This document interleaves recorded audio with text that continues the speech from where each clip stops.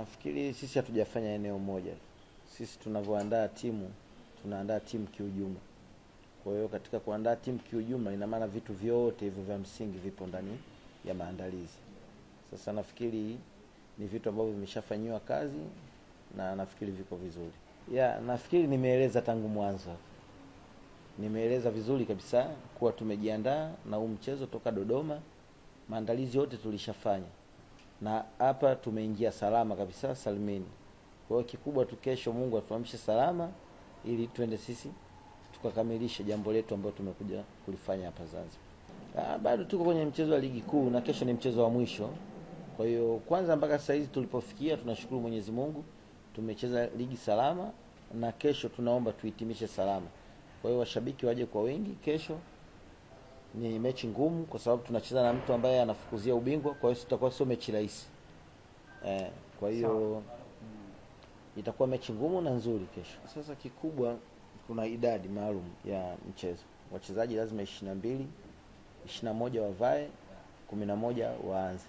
Na sabu nafikiri ni wachezaji 5. Kwa hiyo nafikiri nimeandaa kikosi cha wachezaji hao 25, tumesafiri 22, tuko hapa Zanzibar. Kwa hiyo katika hao 22 basi 11 kesho wataanza vizuri kabisa na wengine watasubiria 7. Kwa hiyo tumekuja na wachezaji wako imara, wote wako salama kabisa. Na tumewaacha kwa sababu timu inasajili wachezaji 30 na tumesafiri na wachezaji 22. Kwa hiyo hao wengine tumewaacha tu kutokana na tunakwenda mechi ya nje, lazima tuna taratibu zetu. Kwa hiyo ni utaratibu tu ndio umefanya wabaki. Sisi kwa upande wetu wachezaji tumejiandaa vizuri kwa ligi ya kesho. Tunajua ni mchezo mgumu, lakini yote kwa yote tumefanya maandalizi ya kutosha kuhakikisha kwamba tunaenda kufanya vizuri. Pia kwa upande wetu morali kambini ipo juu kwa sababu kila mtu anaelewa mchezo wa kesho ni mchezo pia muhimu kwetu na ni mchezo pia mkubwa. Kwa hiyo niseme tu kwamba tumejiandaa vizuri. Pia tunapenda kualika wapenzi na mashabiki wa Dodoma Jiji wajitokeze tu kwa wingi, waje watusapoti. Naamini watafurahia kesho.